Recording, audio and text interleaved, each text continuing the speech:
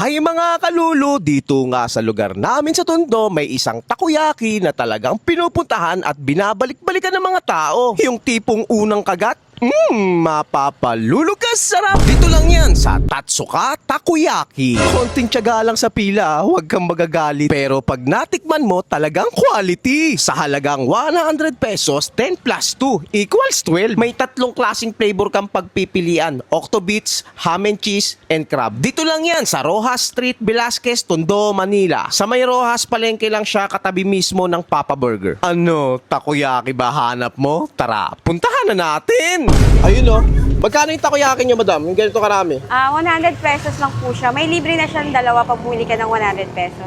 100 pesos Opo, may sir. libre ng dalawa. Tuwing ano oras po kayo nag-open tsaka nagsasara? Bukas kami dito na nakaprepare na silang lahat. Siguro mga 2:30 hanggang 12:45 a.m. Hanggang madaling araw pala, pwedeng Opo, bumili sir, pang dito, no? midnight snack po talaga. Okay, saan po yung exact location niya, madam? Location po namin, Rojas Street, Rojas Street, Velasquez, Tondo, corner Palengke. Yun, okay. Baka gusto ma-invite yung mga viewers natin para matikman tong masarap na takoyaki.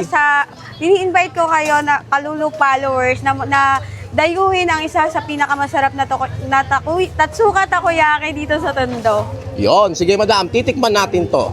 Ayun mga kalulu, nandito tayo ngayon sa Rojas Street sa may palengke sa Tondo. At nadaanan natin to nagtitinda ng takoyaki. Sa halagang 100 pesos, meron ka ng 12 pieces. May libre ka ng 2 piraso. Tara, tikman natin yan syempre.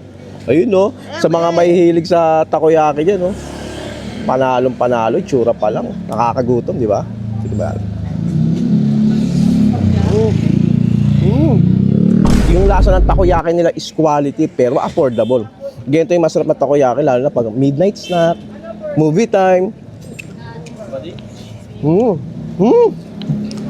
Kung naghahanap kayo ng masarap na takoyaki, try nyo dito sa Tatsuka Takoyaki.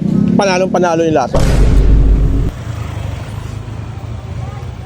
Mapapalulu.